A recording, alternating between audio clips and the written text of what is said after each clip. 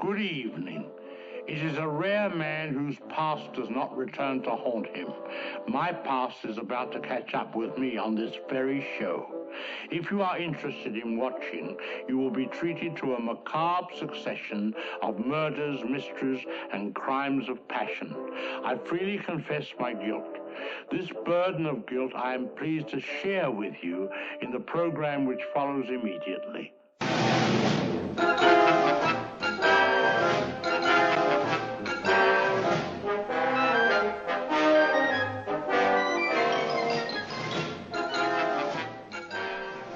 Welcome to the Shamley Silhouette, yet another analysis of the master of suspense, Alfred Hitchcock.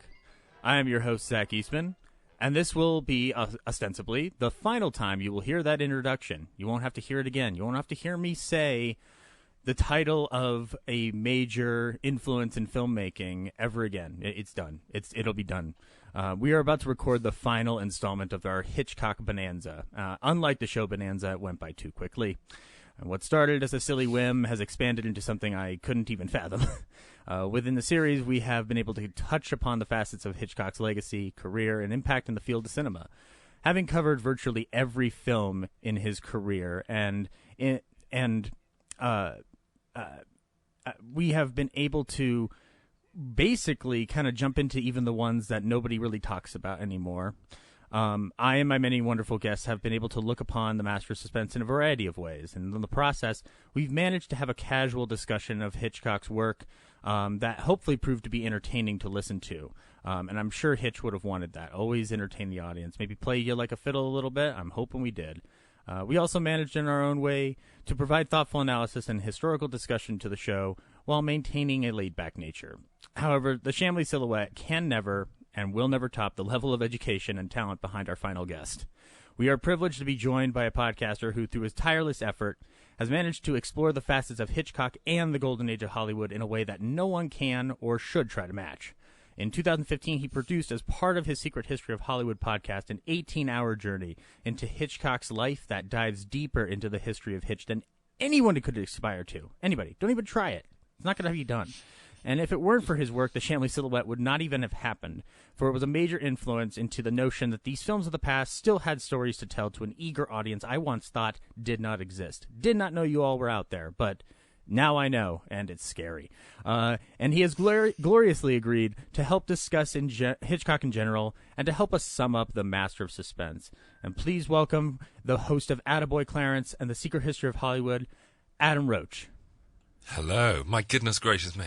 I didn't even realize you were talking about me at that point. How are you? Yeah, well, it's true.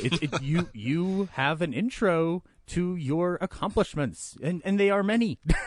Thank you so much. That was extraordinarily generous of you.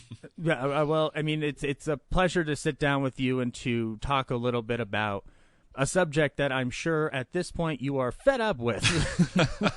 It's very strange. I write for a few magazines, and I've just been part of a new Hitchcock documentary for Paramount, and everyone at the moment just wants to talk about Hitchcock. It's almost like, I thought I was finished with it 5 years ago, but obviously not. It's a strange confluence of events. It really is. Out here in Denver, around the time that I started the show, we suddenly had a Hitchcock series at one of our local theaters, and for an entire month they were playing Hitchcock movies, and then they also played Charade because the connection there with how that works on a thematic level. But and then Rear Window played at our Alamo Draft House, and then Psycho played at a cereal party, so I got to eat cereal and watch Psycho. So clearly Hitchcock is not done here in this realm. Really, really no. I don't think he ever will be, and thank God for that.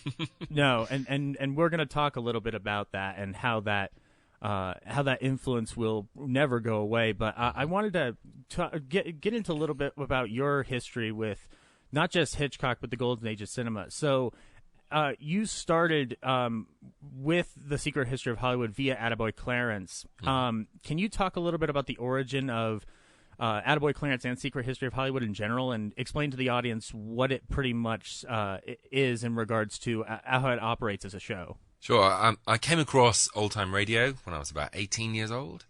And, I saw these faces on the front of these cassette box sets, and I thought, wow, they look interesting. And they were stories on tape, and I've always loved stories. It's going to sound like a baby, but I love stories at bedtime. So I would buy these things, and I would, look forward to going to bed at like 8 p.m. and I would put these tapes on and listen to like Prisoner of Zenda and Joan Crawford and Three Lethal Words for suspense and things. And through osmosis, I think, through sleep hypnosis of a kind, I kind of developed a love for this style of storytelling, the way they scored these radio plays, the sound effects, the way they could pack 5 character arcs plus a twist into 28 minutes of these anthology series. And I just thought, I need more of them. So I spent from 18 to 25 kind of collecting as much old-time radio as I could. It became much easier with the internet. So when I got to my mid-20s, I knew who these people were. I knew who John Ford was and Katharine Hepburn, and all my friends were into John Cusack films and Tarantino and stuff, and I was kind of like, yeah, but look at all these really cool movies that no one really talks about anymore. That they're just like Tarantino, and you got these Jules Dassin films that are clearly influencing modern cinema. We should be watching this stuff as well. So I began to collect films from the 30s and 40s, and one name that kept jumping out was Hitchcock all the time. And when I first began collecting Hitchcock films, the first one I bought was the 39 Steps, I think. I thought he was a very, very different director to the way, to the one I learned more about. I thought he was like an adventure director. And I also, because you see his name in the credits, and you see his name in articles and things, there was something about his name, I think, on a sensory level. Hitchcock, I don't know what it was, but it just kind of puts you on edge. I don't know why, just his name put me on edge, and there were always films of his late on the night, so I would stay up and watch Psycho and things. I just developed this huge love for Hitchcock, and when you see the breadth of his career, from silent to sound, from TV to movies, from adventure to thriller to horror to comedy, you can't believe it's the same guy. I mean, who else can you really sort of say had that much of an effect on cinema in the 20th century? But anyway, so I developed this love for old-time radio and decided to make a podcast about, I talk about a couple of these films and then I play a radio version of it.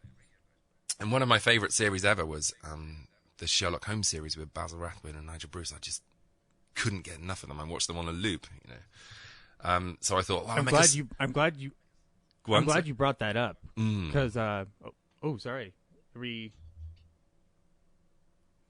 Do we have a tech issue? No. Are you there? Oh, okay. Yeah, sorry. Yeah, no, I'm still here. That's cool. Yeah, no, sorry. I'm so sorry about that. Full disclosure to the audience, I am working off of a VoIP system in order to contact our lovely guest, and my technology sucks. So I always try to make sure. No, I'm glad you brought up the Basil Rathbone Sherlock Holmes series, because that's how I got into old-time radio when I was a kid. Oh, my God. So when your show popped up, with that episode in particular, when it was on the original podcast feed, I was fascinated to learn more of the history of those films, and not just the radio show, but just like the entire facets of Rathbone and Bruce's history with that series.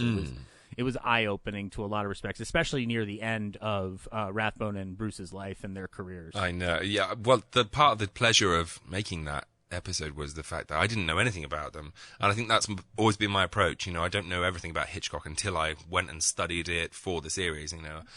But learning about these people gives you more of an urge to tell their story as you're going. It's like I didn't know much about Val Lewton. I knew he was a horror producer, but when you dig into his story is kind of like a love story. So I think with the Rathbone and Bruce series, which was the first episode that I really went a bit longer on, so I'll review the 14 movies, and I'll talk about the radio series, and I'll talk about the guys, do a brief biography, and it turned into this 2.5-hour episode that to this day I think is the one that people will go, I loved it when you did Rathbone and Bruce, because people have such a love for those movies. It's a film series that doesn't get a lot of historical discussion within context. I mean, the MPI has there's a collection of them available on Blu-ray in nice restorations, but they aren't. Those films kind of fell into a weird limbo, so they don't have like a major studio picking them up and like fully restoring them and doing a lot of commentaries outside of this one collection that's available. I know, it's a shame. Because really, I mean, they're a great snapshot of how, almost a good snapshot of America entering the war, because, you have the first two, which are, set in Victorian times. And then when Universal took them over in, I think it was like 42, you suddenly had them fighting Nazis and dealing with intrigue on the continent and stuff. And, which is what I've always wanted. Yeah, I mean, who wouldn't want to? Yeah, well, it worked for Gatiss and Moffat as well, didn't it? Bringing it into today. Yeah. But I mean, like, if there's a way he could team up with the Inglourious Bastards at the end of this whole series, like, that would have been great. But, I mean, obviously, nobody could have predicted that Quentin Tarantino would do that movie. Like, they didn't even know who he was. Sherlock Holmes and the Dripping Scalps. Yeah, that'd be great. Oh, God. So within that, so you're clearly your love and your passion for old time radio and golden age Hollywood has blossomed into this whole, this entire universe. And by the way, you should, if you're listening to this and you're interested in what Adam said so far, look him up on Patreon, because he provides a lot of content that's not even like the what you can access in the main feed is only the tip of the iceberg compared to what you are able to find in terms of just golden age knowledge and interactive. It's a very fun show. Attaboy Clarence is a wonderful show because you are presenting these old time radio shows to an audience that can find them through the public domain, but aren't necessarily going to actively seek them out unless they maybe have some context prior. Mm-hmm. Yeah. I think that was always the point of that show. Well, it still is. It's so many people have reviewed things like Gone with the Wind and Casablanca and Maltese Falcon and stuff. But I'm more interested in like the B movies and the stuff that led to radio series, and why some of these untold stories are so fascinating and shocking. So that's what I like to do. I like to dig into the unseen stuff. So, and it's a testament to what you do. I mean, like you're.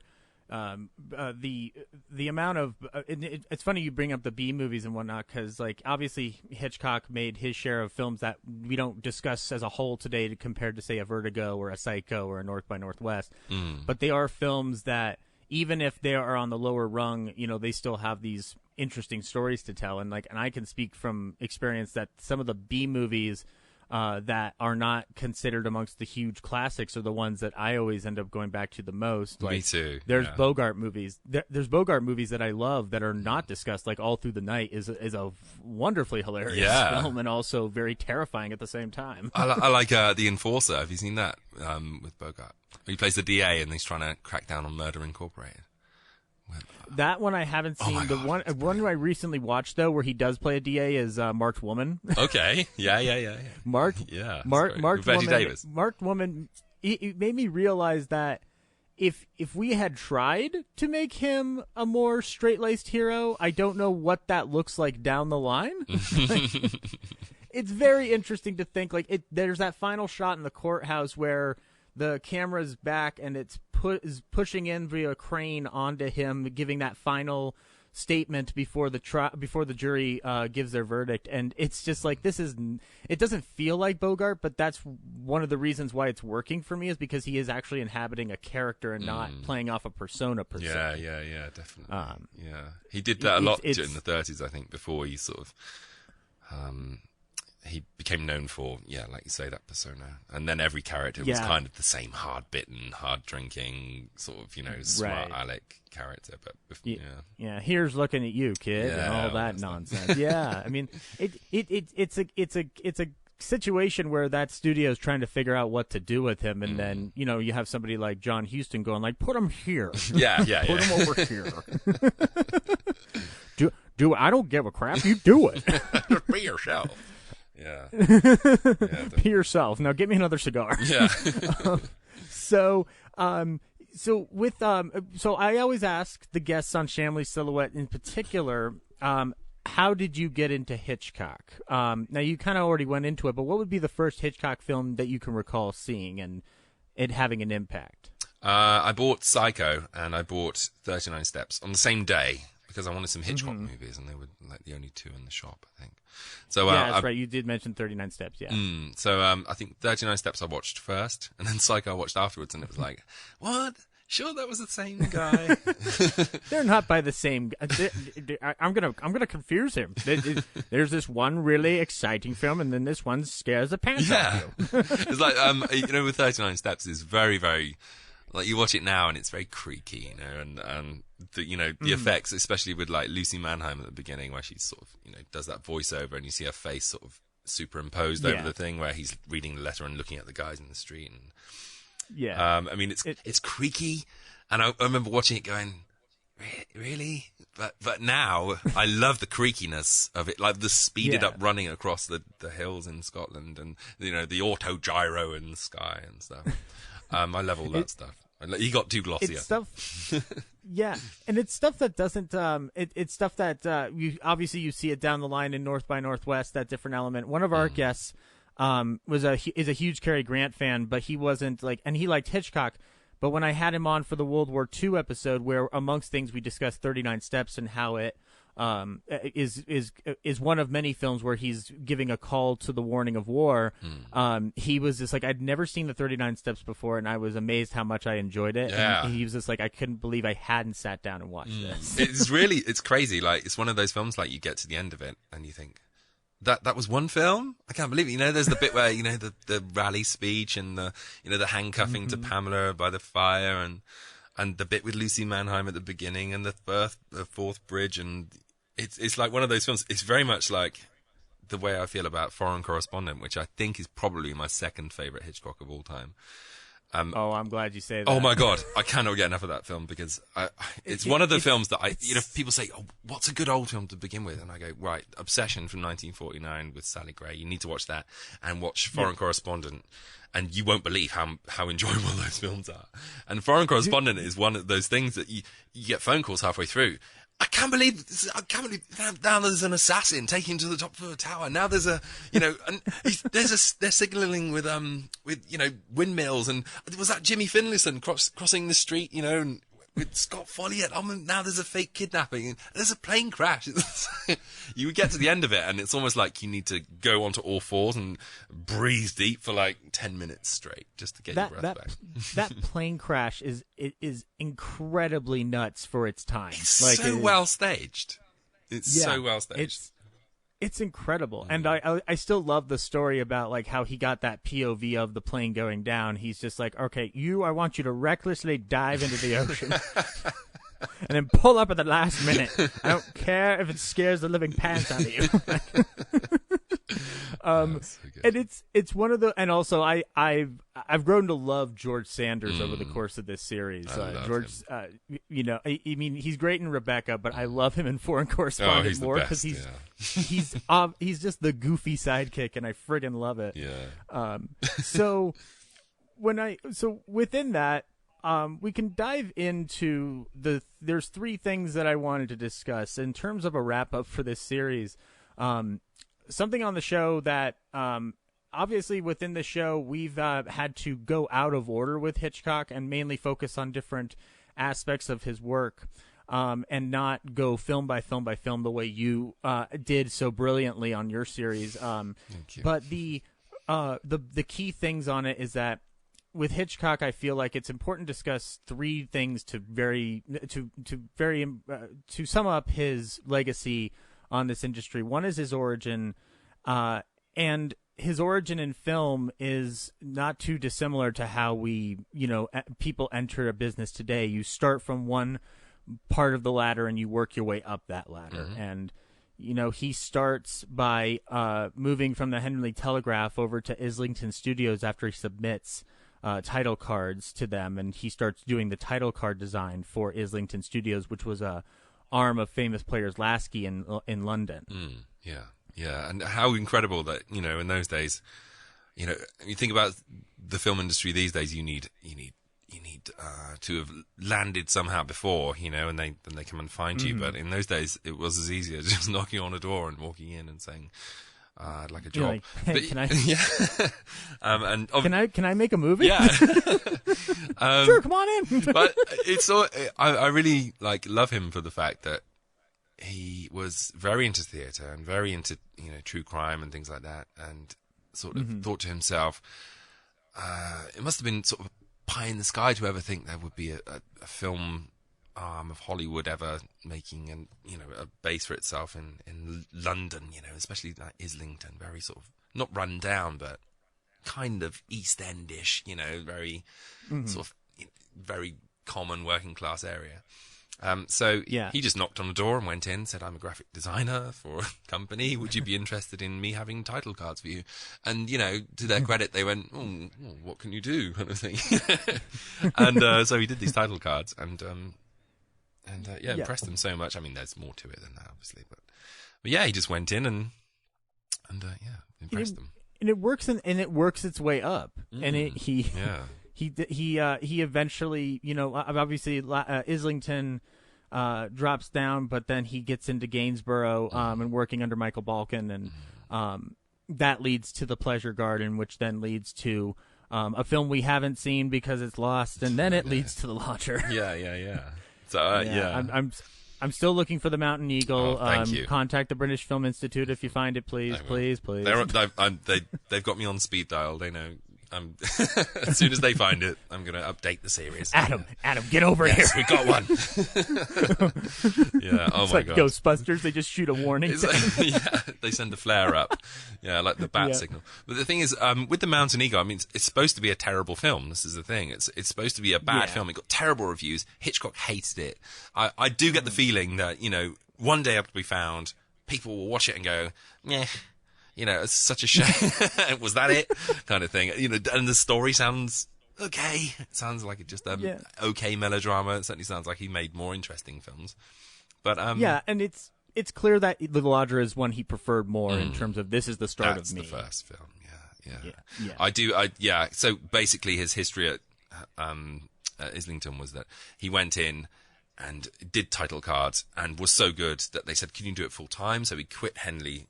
He was doing Henley in the day and then title cards at night. So he went along and did that full time and basically decided that this is the industry I want to work in. I love it so much. And every time a job came up, they were walking around, "We need an extra for this. We need someone to paint a backdrop. We need someone to do it." He would always put his hand up and run over and, I'll do that. And in the end, he just impressed them so much that his responsibilities began to increase, and I mean that's the way to do it, isn't it? I mean, they say that hard work pays off, and it certainly was in Hitchcock's case. Yeah, I think it's definitely the same when it comes to. I mean, I went to film school, and you don't go automatically. Like, I mean, you can have a focus on directing, but you start from that bottom down and you work your way up. Like, I learned how to dolly grip, and it was a fun job, and then you learn different facets of what you're good at. Like, I mean, I like being an AD on set from time to time because I know how to check off those boxes and how to make sure that a set runs efficiently. And I think that as you work your way up through things, you start to understand how it works, so that when you get your shot, then you are able to apply what you've learned into that scenario and also learn what works and doesn't work for you. And it clearly worked for Hitchcock because, like, even in The Pleasure Garden, from the moment he starts directing, there are moments where you can see the Hitchcock style coming through, and then when you get to The Lodger, the style is very defined. Like, okay, this is what I'm going to start doing for the remainder of my periods on this earth. So, and then, he basically, with The Lodger, and you brought this up in your series, and I thought it was very fascinating because I had no idea about this within the context of Hitchcock, is that Britain didn't really have at that time a very cemented film style, and in fact a lot of imports from the US or other countries would do way better in Britain than a British made film would. Absolutely true. Yeah, I mean, the British films were literally at the time just filmed plays, and there was no imagination going into them.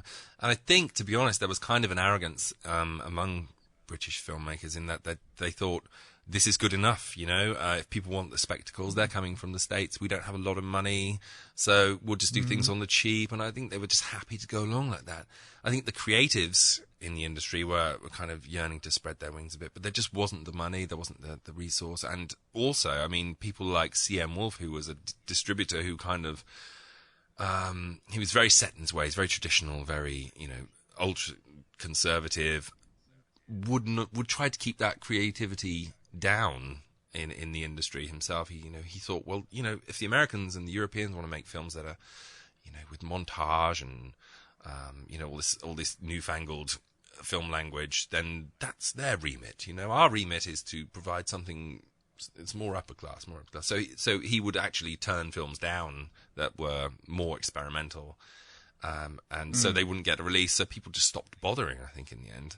And that was until Alfred Hitchcock. And when you think of Hitchcock now, you think of him as the entertainer, and you think of him as the personality. Yeah, Psycho. You think North by Northwest.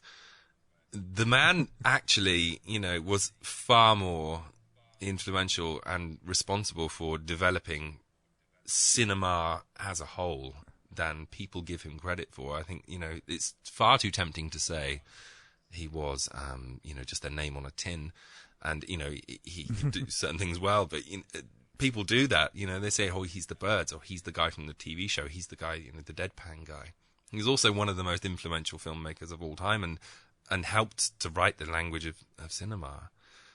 Certainly for Britain. I mean, it's terrifying to imagine what British cinema would have been like if Alfred Hitchcock had never happened. It would have taken them decades to get to. I mean, it'd be nothing but Monty Python. Yeah. I mean, that's not a bad thing.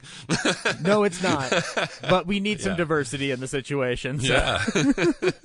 It's almost like his talent was so uncontainable that it just, even people like C.M. Wolfe, who had all the power, were just helpless in the end. They had to agree to progress. And it's funny you bring that up, because everybody he works for in that British system ends up kind of like, or for the most part, ends up kind of like becoming more under him at a certain point. Yeah. And by the time he leaves Britain for America, he is...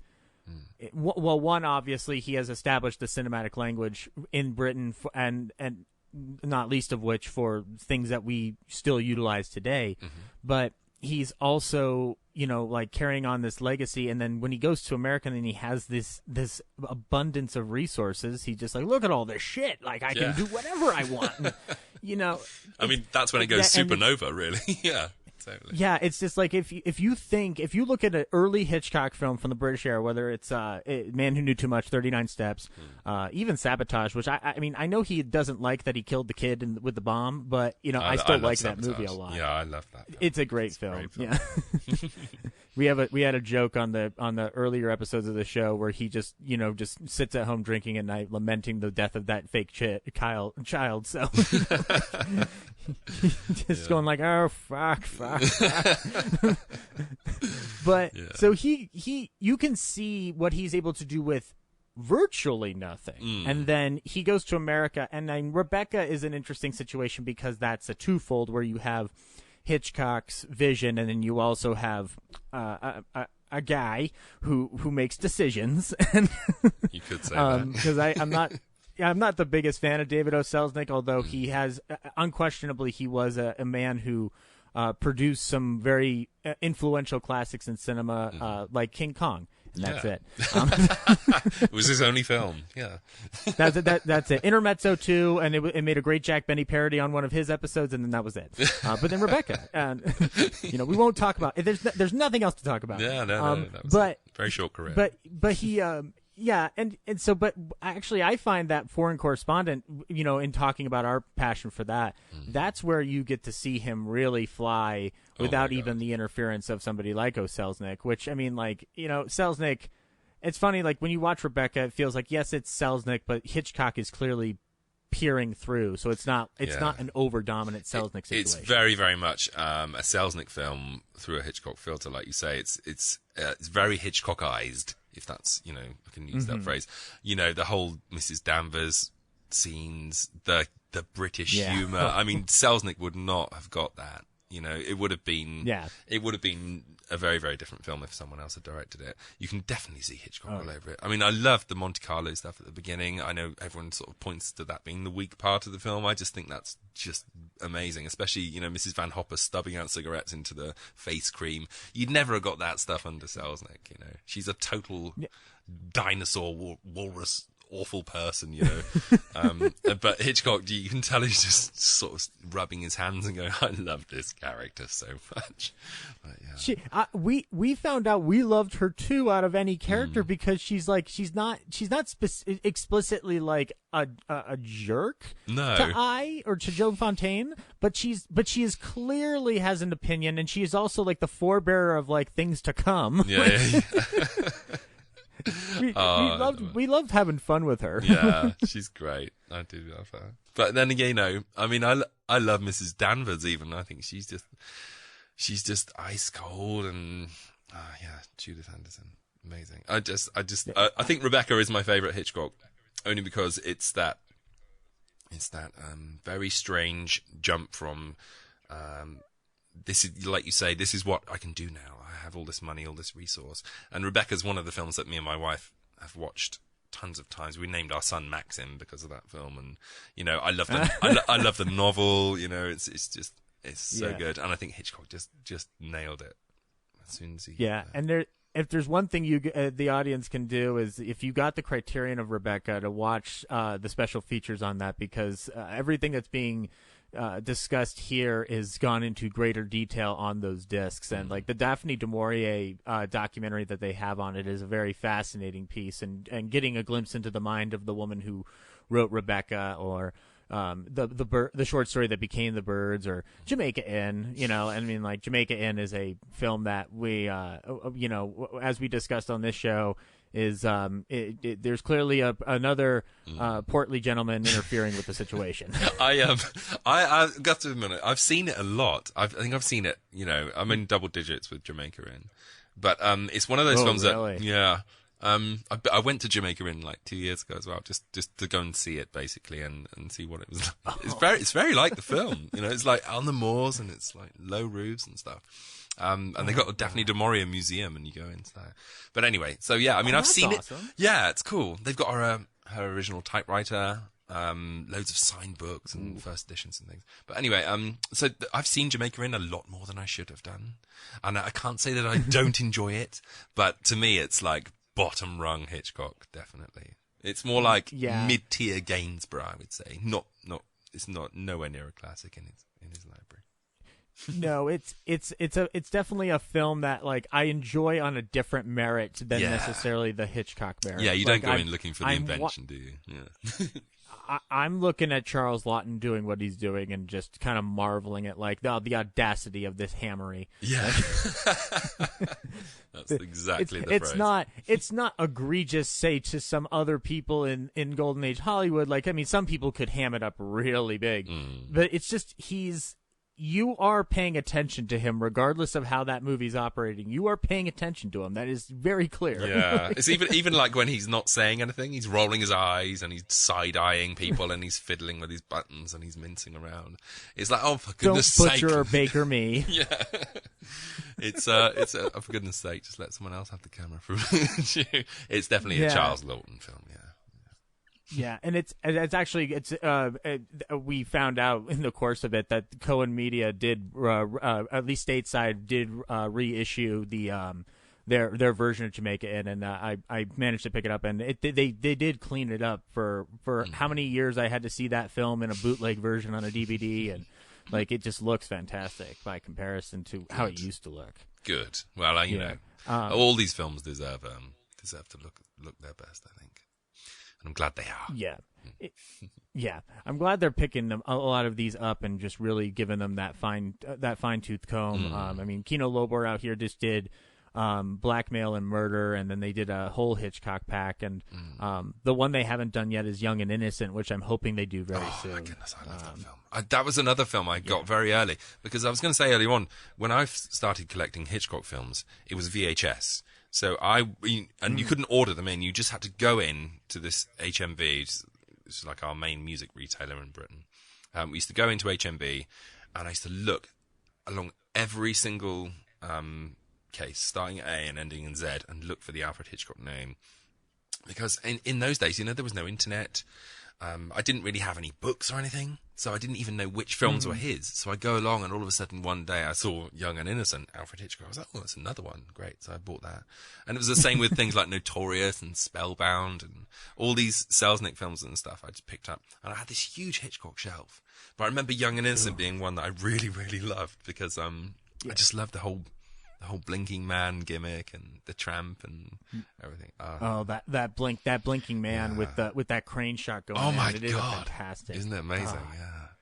When you hear that it took a day to film that, I'm just like, yeah, I'm sure it did. Like, that's choreography on a scale that I can't imagine. I know, that's incredible. And to end so close to his face, and you just see the blinking, and it takes your breath away. It's just that twitch. It's like, because it's an elaborate shot, and if the audience hasn't seen this movie, watch it. It's an elaborate shot that just pushes in on that drummer, and then suddenly you just start seeing him twitch, and that's the identifier that this is the killer. It takes your breath away, doesn't it? You're like, oh my God, it's the drummer man. And they're singing about him. I knew it. What a twist. So Hitchcock, he goes to America, and he works his way through the 40s and establishes an American, or I wouldn't say it's American style so much. It's just that he affirms what he's learned with the vast resources that America has to offer within that respect. And then we get into this golden age period of Hitchcock where seemingly hit after hit after hit, with the exception of a sparing few, we hit a peak with Psycho and Even the Birds, and then Marnie happens, which as we discussed in a previous episode, has a lot of different baggage attached to it, notwithstanding the story itself. And then we have Torn Curtain, Topaz, Frenzy, and Family Plot. And in the midst of all this, specifically, he takes up Truffaut on the offer to do this interview series that becomes this very influential book to younger filmmakers. These younger filmmakers learn from it and then start making films under the changing studio system at the time, where the old guard, the people who created these studios, who founded them from the ground up, are suddenly either retiring, selling their businesses, or like Jack Warner, getting duped out of them rightly. And I mean, not rightly. It's your series on Warner Brothers was an affirmation of everything I had learned prior to that, and I love how you go through the rise and fall of Jack. It is very fascinating to hear your take on it. Thank you. But so basically, these studios end up getting bought up by different conglomerates and corporations who don't know how to make a movie, and so they are relying on the film school set to make their new products. And what ends up coming out of it, at least in this country, is the American New Wave, which arguably starts with in the realm of Bonnie and Clyde or Easy Rider, and then ends up all the way to Raging Bull before corporatization kind of really encapsulates the industry in the 80s. And filmmakers like Hitchcock are very influential to this generation. You can't watch Taxi Driver without thinking Hitchcock to a certain extent, not just because Bernard Herrmann does the score, but the way it's shot and the way it's executed. And filmmakers like Hitchcock are still working. But I don't know how you feel about this, but I'll share my opinion on this, is that much like Orson Welles, it's not that they couldn't pursue that. I feel like more often than not they weren't always allowed to. And in the case of Hitchcock, I feel like there's also a bit of an attachment to his style that doesn't mesh with the things that are being groundbroken within that period. I don't know what your thoughts are on within that. I'm sorry. Just can you expand on that a bit? When you well, more a good example would be Orson Welles' final film, The Other Side of the Wind, on Netflix. Is basically a completion of a film that never really got completed. And filmmakers like Welles, who wanted to play in the sandbox with the American New Wave, weren't always given the opportunities to. Hitchcock, though, still a studio director, he was still wanted by the end. Like, The last film he would have done, The Short Night, was something they were actively working on until Hitchcock flat out said, I can't do it anymore. But outside of Frenzy, the final 4 films, or the final 3 films, which would be Torn Curtain, Topaz, and then Family Plot, they aren't within the realm of the American New Wave in terms of fully groundbreaking situations, and they feel very traditional. And one of the guests that I talked to, we felt that was more or less kind of like a big crutch on Hitchcock at the time. Now, I like those films, but they are certainly not a De Palma film or a Scorsese film by that respect. I think you're right. I think, to be honest, though, Hitchcock spent so much of his career at the vanguard of change when it came to cinema. You know, he fully developed European sensibilities into British and Western cinema during the 20s and 30s. During the 40s, he was kind of rewriting the rules of thrillers and working with huge stars who loved the fact that they were able to step outside of comic roles and romance roles to really develop into full-fledged actors, And then, of course, he rewrites cinema again with no budget when he makes Psycho. He becomes feted as an auteur by, Bazin and Carrier du Cinéma and Truffaut. And I think, when it comes to his later career, like you say, the last few films, he was again thinking, I still have energy. Why aren't I reinventing things now? Why am I not causing more of a stir? I've done it with Psycho. I've done it as recently as just a couple of years ago. So he goes and tries to make Kaleidoscope, which of course doesn't go very well. But I think he could see the permissiveness coming into cinema. He could see, there was kind of a not shock factor. I think that's like the wrong phrase, but the end of the code was in sight, and he was thinking, I can push the envelope now, and was told by the studio that, sorry, you can't, because you're our national treasure. You're Alfred Hitchcock Presents. You're the Joker, and I think that really, really, it really, really hurt him. So he tried to, I think, push the envelope more, but actually did it less. Things like Topaz, which is kind of impenetrable, really. It's not a film you can think back and know what really the story was. You just remember scenes from it, like the hotel where he's trying to get in to see the general, or the murder where the dress plays out. You don't really think of the plot at all. It's just about something.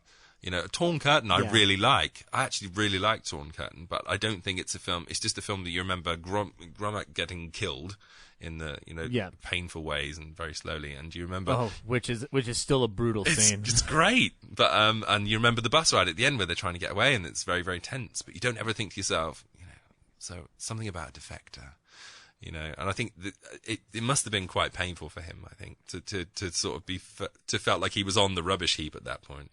And I guess within that, when I look at something like Family Plot, and I like the film. Notwithstanding my love for Bruce Dern forever till the end of time, it's a fun film. It is, and it's a film that I think is a testament to the humorous side of Hitchcock that doesn't always get discussed outside of the monologues for Alfred Hitchcock Presents. But we talked about it with Mr. and Mrs. Smith and The Trouble with Harry, where he has a sense of humor that he can push through. It's specifically with The Trouble with Harry, because that film is very much what if Hitchcock made a full-on comedy, and that's what you get. Yeah. And Family Plot runs in that similar direction.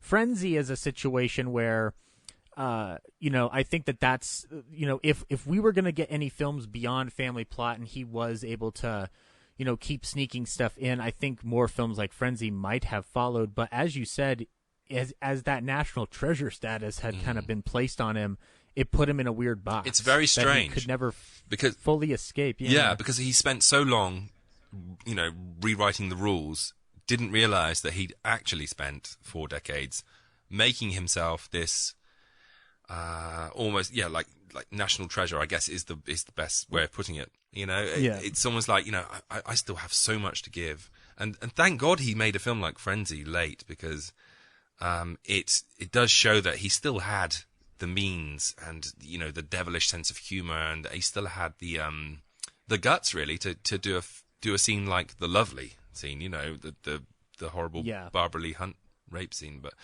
And I don't like that scene. I find it really repellent, but it's terrifying. It's awful, and it's just disgusting. But you kind of think at the same time, good on you, for being that late into your career and thinking, okay, guys, getting them around and saying we're gonna take a chance on this.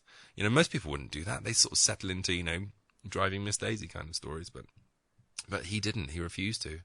But also, I do think as well with Frenzy, if you look at Frenzy as kind of the bookend to his career, and you look at The Lodger as like the other bookend of his career, they're both London-based, both about serial killers, both have this British sensibility, very British sense of humour. It's almost like if you look at the language and the dialogue in Frenzy, it's like watching a 1930s film. Have you noticed that? It's like, no character talks over each other. It's very, there's been another necktie murder. Oh, I heard that down the road, and you get all these crowd characters. The exposition kind of works within that. Like they are kind of using those old techniques in a more modern fashion. Yeah. Like that scene in the bar where they are going over that whole gag over, how murder increases the tourism industry. Yeah. But it's just the you can see it on the page. It's almost like you can see the page before you, and the whole bit with the inspector and his wife. She's cooking these dinners for him, which is to this day the funniest thing I've ever seen in a movie. She's spitting out pig trotters and fish shells and things. It's like a 1930s film, so it's almost like he's pushing the envelope at the tail end of his career, but you can still see he's kind of set in his ways as well. It's a really interesting film. I'm really glad he made it. I love it. Yeah. Yeah, absolutely. And as I discussed it within the context of him, evolving through the different phases of what we consider lurid material, which kind of goes from Lodger to Rope to Psycho to Frenzy, where it's this interesting approach to discussing human psychology and. Marnie has its own, version of that, but I think Frenzy is the natural successor to something like Psycho, where you have you are talking about a depravity in a way that hasn't been done before, and like Psycho does it in a way that clinically doesn't hold up today, but it still works within the context of movie language, and as does Frenzy, where Frenzy feels like it's like the last possible statement he could have made within his lifetime on that human psychology, while still maintaining, as you said, that sense of humor. That scene in the truck, oh my god, with the finger, is so hilarious and terrifying at the same time. I mean, can you imagine any other filmmaker trying to pull that off? He's breaking a corpse's fingers trying to get a pin out, and there's potatoes flying everywhere, and he's sort of picking his teeth, and it's such a great film, but it's not a film I'd ever want my kids to see or anything. It's kind of repellent, but but it took me a while to get to it. It took me a while. It has a reputation, I think, and it does live up to it. I think the whole the rape scene is just awful, but it's terrifying, and it's not. It's a film that I think when people watch it within the context of Hitchcock's work, it is important to understand how he gets to that point. Yeah. Because there's a lot of things that contribute to that.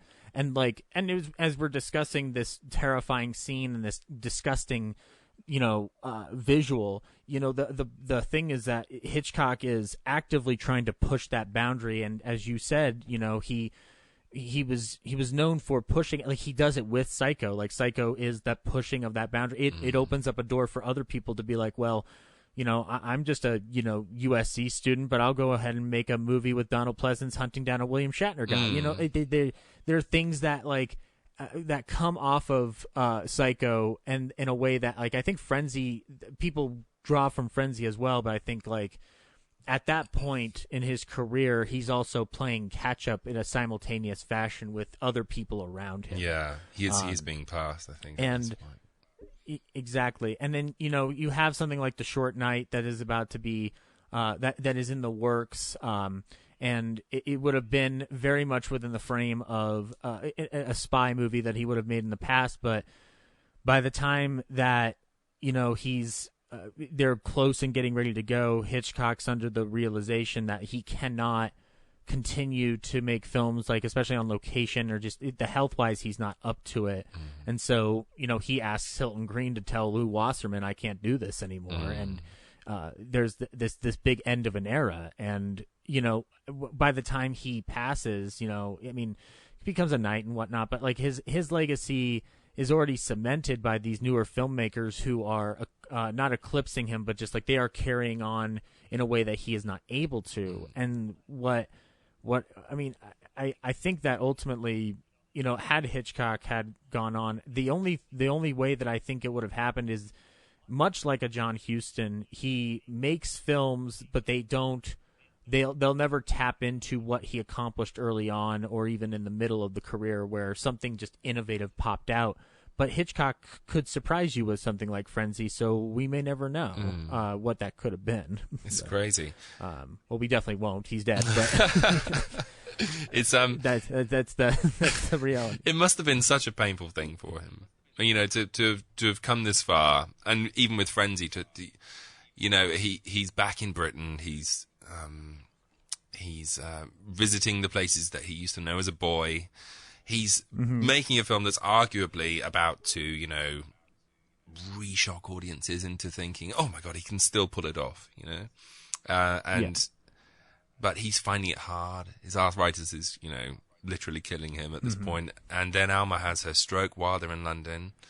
So he's just reminded, I think, come on, you need to think about stopping now. This at a time where, like the permissiveness was, on the decrease, and he could start pushing the envelope and start making the films that he'd been trying to make the decade before. It must have been acutely painful for him at this point. Yeah, there's a story in the making of Family Plot that I find very poignant within the context of where he was at this point. Is they had a phone brought to the set. And as William Devane described it, is that there was a telephone in there. He answers the phone, and he put a big microphone up to his pacemaker, and to let the doctors know that it's still working. So that's already a situation where, like, okay, clearly this is the last film. I mean, obviously we know that from history, but it's just like that's a clue for anybody in that period that this is near the end, if not the end. Yeah. So within that, Hitchcock passes away in 1980. Alma joins him not too short after, and what's interesting is that the 80s and the 90s and the 2000s, Hitchcock's legacy starts getting further cemented through home video releases. And I mean, I know the way that I came into Hitchcock was primarily through those Alfred Hitchcock Masterpiece Collection ads that were on the front of VHSs by Universal in the late 90s. And the big factor of it being, like, I mean, the big selling point was, a bird hitting a glass phone booth, the glass on a phone booth, and scaring the fuck out of Tippi Hedren. And you have the this is a filmmaker that then his legacy is carried on much like other directors like a Spielberg or of that era, where like that name becomes synonymous with importance. As the years have gone on, and we talked about this at the front of the show, that the resurgence of Hitchcock, or the continued importance of him, has never really gone away. Obviously, within the last couple of years, there has been discussions of his methods and his style of directing, and within the context of appropriate behavior, but and also just in terms of what was old then, what doesn't work from him today compared to what does work today. I mean, we have a great example of Hitchcock working today, and it's in the place you wouldn't expect. From my viewpoint, is A Beautiful Day in the Neighborhood has a scene of pure cinema in it, with Tom Hanks telling the Matthew character that he's been hanging around with the entire movie to just sit down and just calmly think, and through silence, just pure and utter silence, and select sound, very faint select sound, an entire piece of this story is told within the span of a minute with no dialogue and really following that Hitchcock sensibility, and those are the places that it doesn't seem the most obvious. But then you have people like De Palma, Scorsese, Tarantino, even up to Jordan Peele today, who are grasping onto even the bigger concepts and also those smaller concepts. If you're looking from a modern viewer, what do you think the biggest takeaway has been from Hitchcock's legacy that has been prevalent today, based on all the research you've done and just, looking at it through your lens? I would say that the thing you notice with Hitchcock, the parts that stick with you are never the spoken parts. It's the imagery. It's the fact that he took a camera and a script and told a story that could be silent, like you say, at any point. You still understand what was happening. And I think today, when you see a film, I don't think, people say Hitchcockian because, it's a thriller or, a scary kind of plot or something. Or it's directed by Brian De Palma. Yeah, exactly. But I think Hitchcockian really is that ability to use cinema in a way that isn't patronizing. It's to use everything at your disposal to tell a story and try not to, make your audience feel like a baby when you're doing it. And I think that audiences today sense it. They go in to see a film, and if they're explained, if something is explained to them at length in their face, and they're made to feel stupid, then they sense it. They come out and they go, "Oh, I didn't really enjoy that. I found it really boring. I found it really, Yeah, no, exactly. And then they write a 500-page essay on Reddit, and then the whole thing blows up in the filmmaker's face. Exactly. Or it gets critically mauled, and people sometimes can't put their finger on it. I was just bored, they say. But the films that click, the films that hit these days, are ones that it wasn't necessarily Hitchcock. Even it was before him. It was people like Wiener and Fritz Lang and people in Germany were kind of inventing it. Murnau, sorry. They were kind of inventing it. Hitchcock refined it for Western audiences, I think. But I think his biggest gift to the world was that translation of these ideas, and the fact that now filmmakers use those because they sense it's the right thing to do. They sense when silence is needed, and they do, like a good filmmaker will always use imagery above, explanation to tell a story. And I think that's probably Hitchcock's biggest gift to the world. The fact that he translated these lessons, put them into the conscious, and people, instantly, instinctually click with them and use them to tell stories today. Yeah, and what's interesting within that is how filmmakers who, in talking about the pure cinema of it all, which has been a constant discussion point on this show, and anytime you discuss Hitchcock, you talk about how silence and imagery works wonders around dialogue. What I've found interesting since doing this show, and then seeing the rollout of films that have come down the pipeline through the award season, or even just the general release schedule, is how even where, filmmakers like Tarantino, who are very known for their dialogue and very known for that, catchy banter, if you watch a Tarantino film, there is a clear amount of Hitchcockian image, or like a Hitchcock feel to it in terms of how he utilizes imagery. It's not to the same effects that Hitchcock would do, but he is tapping into the imagery as well as his dialogue. Yeah. So there's a balance to it in a way that most filmmakers that come out of that Sundance era, they write a clever script that could easily be a play, but it doesn't always work as a film. Like, I like Clerks, but it could be a play and it would be just as effective. Exactly. So. Yeah, you're right. Yeah. Definitely. It's almost like it was a lesson handed down from Hitchcock without him actually having to say it. It's almost like he showed people how to make films, and it became such a part of the conscious among filmmakers. They just feel the way to make films now because of the pathway he started in the 40s and 50s. And I think if his films hadn't been such big hits, I don't know if it perhaps would have taken longer for those lessons to permeate. But thankfully they were. So and they're just such good entertainment as well. And they have and they do have that influence that does feel like a call from like from the past, that it's inherent, like it's like the most basic lesson you learn even without going to a film school. That's exactly. I mean, it. like Yeah. the only way it's more on the nose is if the ghost of Hitchcock comes up behind you and goes boo, and then just proceeds to tell you this is how you do this.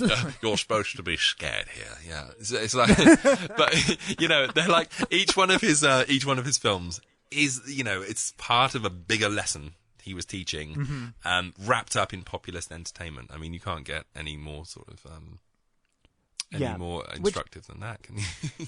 No, and within that populist entertainment value, I mean, we've talked about Hitchcock as like a guy who wants to entertain the audience first and foremost, and like favorite quote, play them like a fiddle. You know, escapist entertainment of a North by Northwest nature, a 39 Steps nature even, has a big impact on what we see in the industry today. I mean, in terms of the biggest releases down the theatrical schedule, it is escapist entertainment. As to whether or not it falls in line exactly with the cinematic ideals of Hitchcock is up for consistent debate.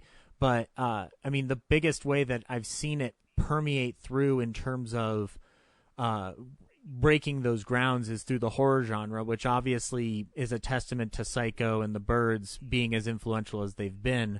But I think that, you know, we see a lot of influence on from Hitchcock on things like modern spy movies like Bourne Identity, and it's not the best example, but Red Sparrow with Jennifer Lawrence was clearly had Hitchcock in mind when they were making it. Like, it's very, very obvious and on the nose, but that's still entertaining and fair to that filmmaker to give that approach. So yeah, definitely. One of the moments I think of now when I think of Hitchcock as well in modern cinema is in Joker, you know, when he stabs his co-worker to death in the apartment. Oh God, that scene!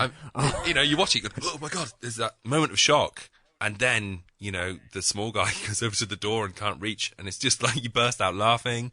It's all done without dialogue. You know, it's one of those moments in the film, so you just think, God, Hitchcock would have loved this. Yeah. Oh, he would have adored it.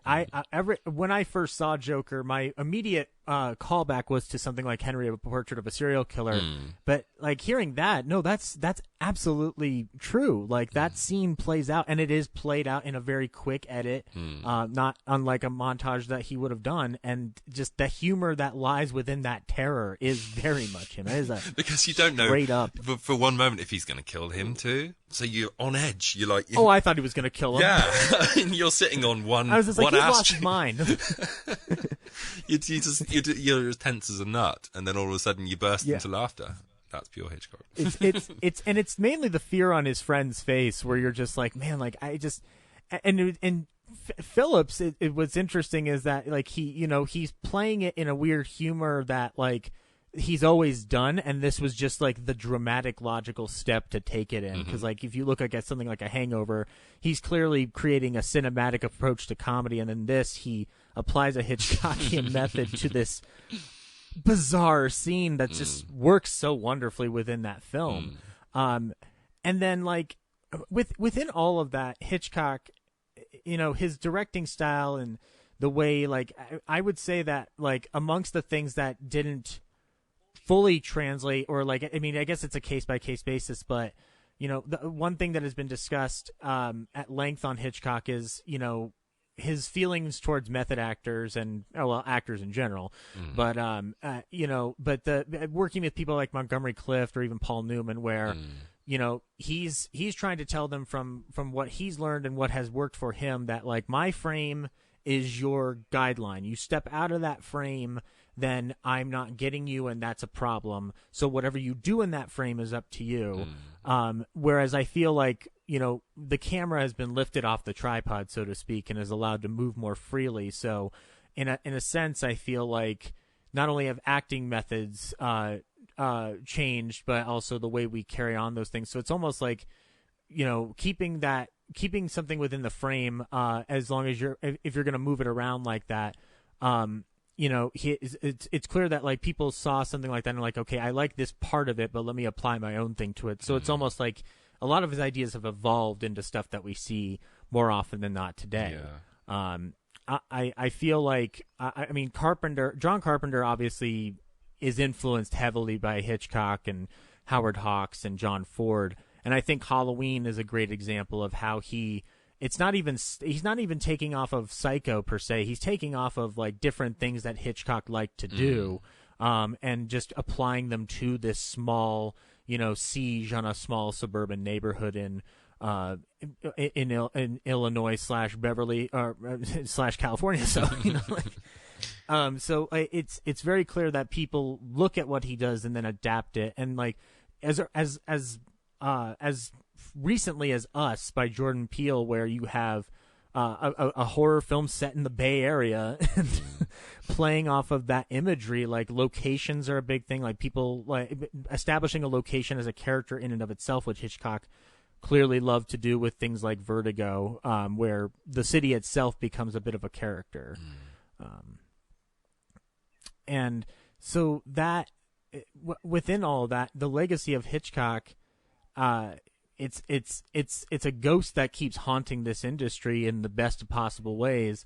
And I don't think we're ever going to be done with him, as you said. Like, I mean, if there's one thing I've learned from your show is that these lessons that the beginnings of this industry have to teach have no reason to ever go away, because they'll always be eternally relevant to the discussion. Yeah, I mean, well, thank you first of all. But yeah, I don't think there's any reason they should go away either. No. I don't think you should ever sort of, put a stamp on the past and mail it away. It's always going to be a part of film history, and it's great that people are still acknowledging it, and especially for people like Hitchcock. I mean, there's never going to be a time when he's not relevant, which is kind of a gift for the world, because it just means more and more people are going to watch his films eventually. Right, and then they'll get as excited as we get over Foreign Correspondent and be like, George Sanders should have been the best friend in more movies, not just the villain. Yeah, I love the fact that people can watch like Foreign Correspondent and even things like Notorious and Spellbound and all these films, just early 40s stuff, and go, God, that felt modern. There's a reason for that. Yeah. It's not that they feel modern; it's that modern films feel like Hitchcock films. So, and they always will. I'll tell you let me ask you this. This is a question I didn't think to ask when I was preparing everything. But when you were doing the Hitchcock series, did you have a chance to see Hitchcock movies in a theater, like different screenings going on, where you got to see audience reaction to them in a modern context? No, unfortunately not. There's not really that much outside of London in Britain. For the classic film lover. So I mean, you can journey into London and see those kinds of films, but they're few and far between. But I am lucky enough to own a projector, so I do get to watch them on the big screen. In fact, I got a PlayStation VR thing a couple of years ago, and it has like a cinema mode. So you put it on and you put a film on, and it feels like you're in a cinema, and you can actually look around at this huge screen in front of you. And the first film I got to try it out with was the 39 Steps. It's like, it's such a great film to watch on the big screen. So, but yeah, so in answer, I haven't done it with an audience, but I've done it many times alone. Now that just makes me think of Hitchcock doing VR now. That would have been. My God. Oh my God. We could put them right in the Bates Motel. Alma, we could put them right there. I'm behind it's all you. there. Yeah. What I found interesting since I started the show was, I mean, like, and we talked about how convenient it was that suddenly Hitchcock was playing all over the place. Like, one of the screenings I got to go to was Mr. and Mrs. Smith, which is as obscure for Hitchcock as you can get. Yeah. Because if you look at that film, you're just like a poster for it. Unless you're reading the name of Alfred Hitchcock, you're just like, oh, it's a Carole Lombard screwball comedy. Yeah. Okay, what do you think of that film? Nothing to do with the man. Yeah, yeah. No, it's and I love that film. I think it's a. Do you? Oh, okay. I get really annoyed by it. So here's always been my eternal thing on it. It is certainly not the best screwball comedy in the world. However, anytime I can watch Carole Lombard do something, I am entranced. Oh, me too. It is. I think it's a very big attestament to her ability as an actress. I mean, and I've been upfront on the podcast. one of my favorite films of all time is her final film, and I mean, there's multiple reasons for that. One of them being a suave, debonair comedian, but you know, like, but something like Mr. and Mrs. Smith, what I find interesting is that, like, I don't enjoy it on the same level as, say, I do a My Man Godfrey or The Awful Truth. What I find fascinating on it is just like, wow, this is decent work from a guy who wrote Princess O'Rourke and has the Screwball Queen herself, and is directed by somebody who I'm not expecting to do this. So there's a certain level of me where I'm just like, man, I really appreciate what's going on here. Like, is it more is it as exciting as, say, other screwball comedies? No, but I'm getting a kick out of it. And when I saw it with an audience, they were roaring with laughter. Really? I mean, okay, like, even in places that I wasn't, and I'd seen the film multiple times, and I was like, you know, okay, I know the beats here. They're roaring with laughter, and I think a lot of them didn't even know that this existed for Hitchcock. Okay, that's interesting. And I get more annoyed by the plot. I think it's very well directed. It's like opening scene, you know, where they've had the argument and they're sort of like, you know, avoiding each other, and he hides behind the sofa, and then you see their feet playing under the table. I mean, I think it's a very well directed film. I just I think it's the plot I have problems with. It's just like, you know, about 15 minutes into their, you know, separation, I just think, oh, just get back together, would you, for goodness sakes, you know. They draw that out. That's a bomb under the table that I wish would just go up immediately. It's like, oh God, you were so clear. All you've got to do is like explain something to each other, and you'll be back together, and then the best friend comes into it. So I get quite annoyed by it, but then I do have fond memories of it. I do think it's very well directed, and like you say, anything with Carole Lombard is you know, a treasure to be treasured. And her relationship with Hitchcock, and as you discussed in the series, you know, it adds a double impact to that film in its existence. Not necessarily for the story itself, as we were just talking about, but like just the fact that, like, this is the only time she ever got to work with Hitchcock, and imagining how that could have, if she had not passed, how that might have, like, how she might have done more with him. Oh my God, that would have been amazing. Which I would have been fascinated to see her in, even if it was in a thriller, because Lombard gets the comedy label, but she was an actress through and through. Like, she could do anything. I find it like quite fascinating to imagine her in any kind of 50s cinema or late 40s cinema. You know, what would she have looked like as an older woman? And, you know, what kind of roles would you know? Obviously, she'd still be beautiful, but I really wish she got a chance to see her. You know, in the you know, the second or third part of her life, you know, I think she would have been equally as important. I think hands down she would have been a part of the cast of It's a Mad, Mad, Mad World, because they found a way to get everybody in there. But... Yeah, definitely. Oh my goodness, But I'll tell you, like, in terms of like the reception of an audience to Hitchcock films, like the big ones, like we saw North by Northwest in a theater as on the regular show I do, and you know, my friend, being the biggest Cary Grant fan that can possibly exist out here in the States, he was enamored and entranced by it. He brought his wife along, and the audience's just reaction to things, like, it wasn't just laughter in the funny moments, it was gasps, it was genuine surprise, because not everybody had seen it. And what was fascinating to just watch, like, it's almost like I've seen that film so many times, I can shut my eyes and just listen to how everybody else is responding, and that is the more interesting element of this whole screening. Okay. Rear Window had this very same effect. Everybody was very digging into Rear Window.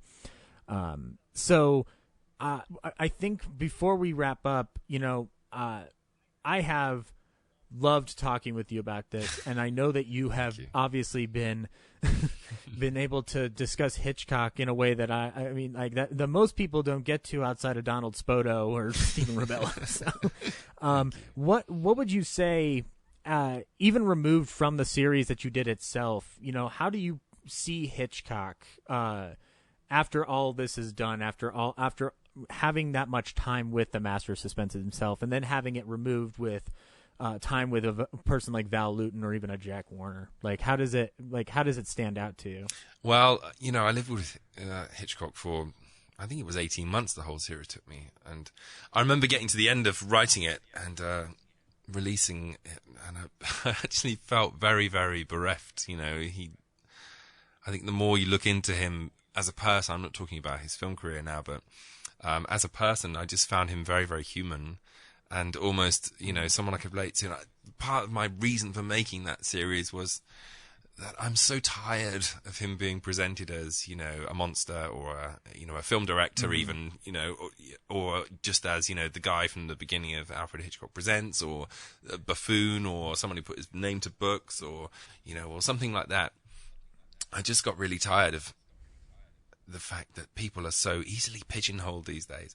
So when I got to the end of that series, I kind of think that if I had any kind of success with that, it was that, I kind of portrayed him more as a human being, that, and there's no one thing or the other. He was lots of things. He was a show off. Right. He was, he definitely had prankster. Yeah, exactly. He was a prankster. He was an utter genius. He had issues when it came to women. He was a loving father. He adored his wife. He knew when to quit. There are so many things when it comes to Alfred Hitchcock.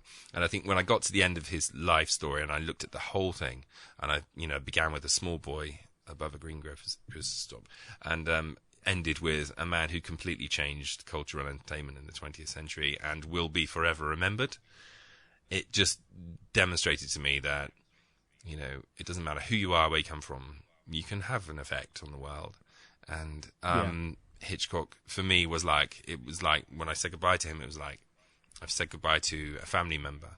And I do think of him now as that. I don't think of him as, this, a mysterious figure from the past. I think of him as someone I got to know really, really well.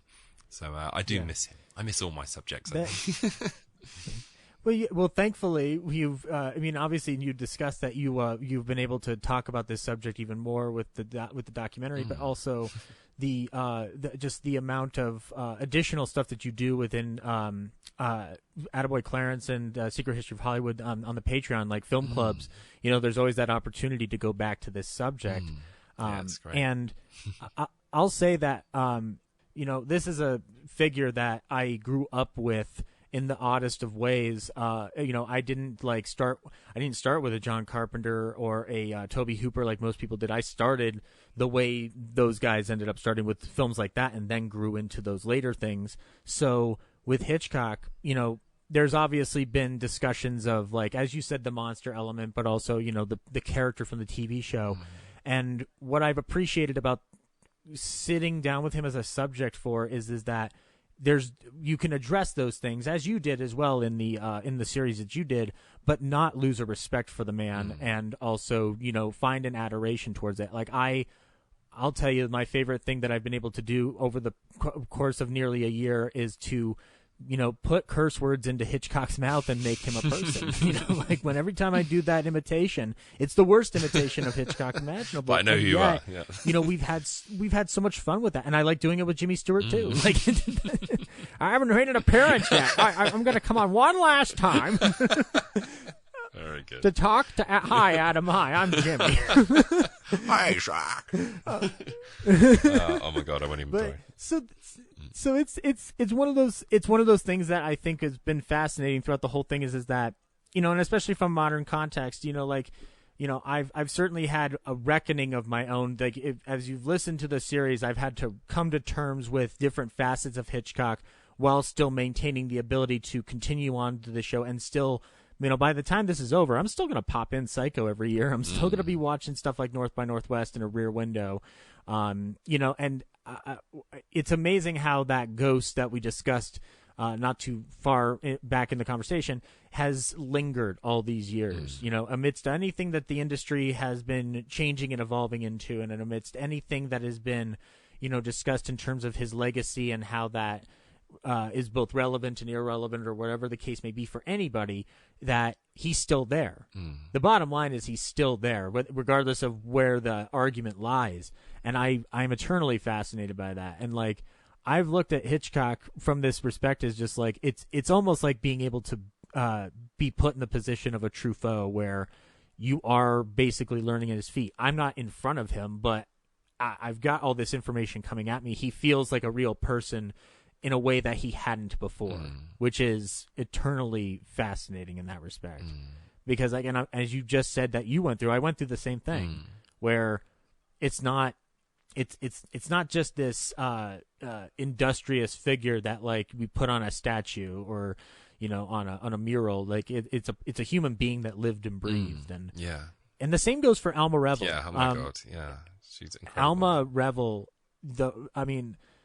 talk about a woman who, if there's any precedent for things like the Be Natural, the Alex Guy Blaché documentary about how we don't talk enough about the legacy of women filmmakers and whatnot, but Alma Revel is one who, the contribution that she made has been very, very openly pointed out by Hitchcock himself. Like what I love about Hitchcock is that he never discounted his wife's involvement. Never, and he constantly tried to remind the world of just how much of an impact she had through his films, and he might have been the name as a director, but she was equally as responsible for everything he made.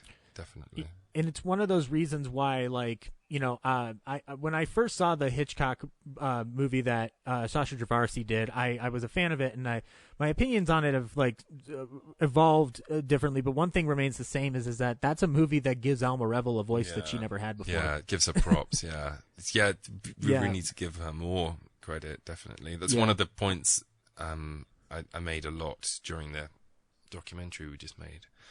It was just that Hitchcock is so important, definitely, but he really was a team. He didn't work alone. And when he knew that Alma couldn't work either, that's when he stopped too. So which should tell you everything, really.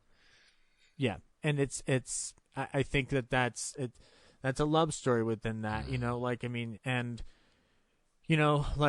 I think that within her legacy, what's interesting is that we do have a lot more information on her than you'd think, and it's something that I think deserves a wider discussion, much like you have been able to provide through your show. Because I think one of the beauties of your show is not just the fact that you're talking about Hitchcock, but you talk about a variety of people that have an involvement in his career that have sometimes even bigger parts to play than Hitchcock in certain situations, and Alma is certainly one of them. Yeah, 100%.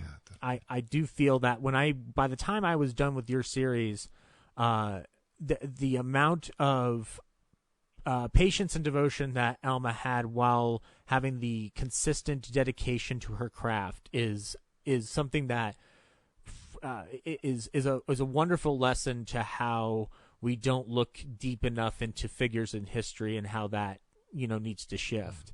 Thank you. I couldn't think of a better compliment. Thank you. That's very nice. I mean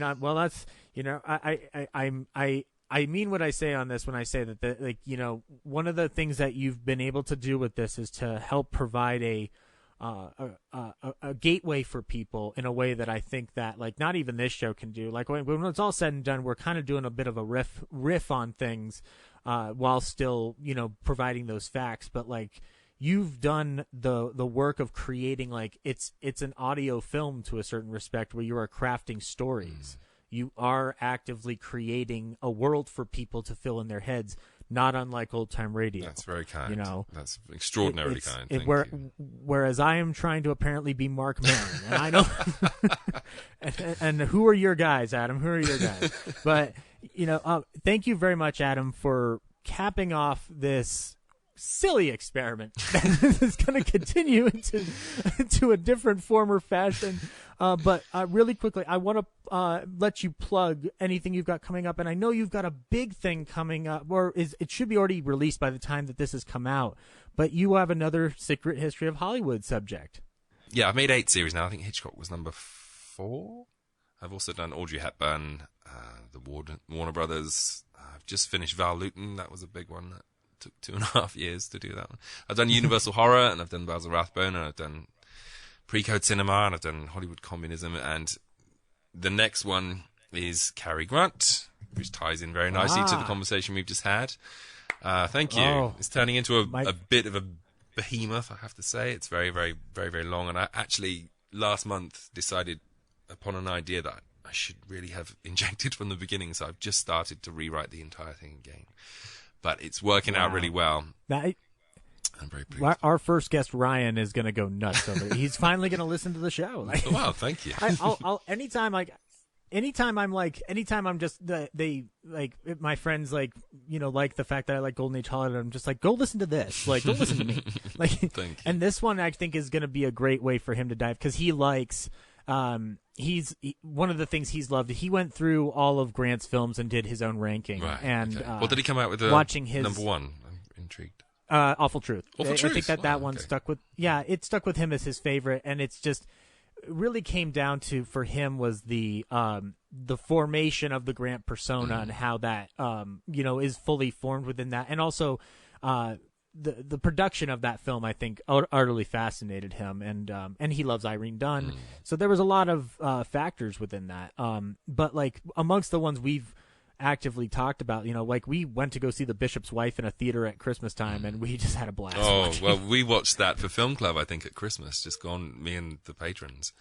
And surprisingly, one of those films I've seen dozens of times, and it still made everyone laugh. Everyone was like, so into it and bemoaning the fact that it was, over when it was finished. Yeah, it's a great movie. It's amazing because you get to watch Cary Grant essentially be an X-Men. I know he's an angel, but he's really an X-Men. That is the best description ever. It's stopping short of Patrick Stewart coming in and going like, "Would you like to join my school?" Like, he's just helping out these people with his awesome angel powers. This is wine with his sherry powers.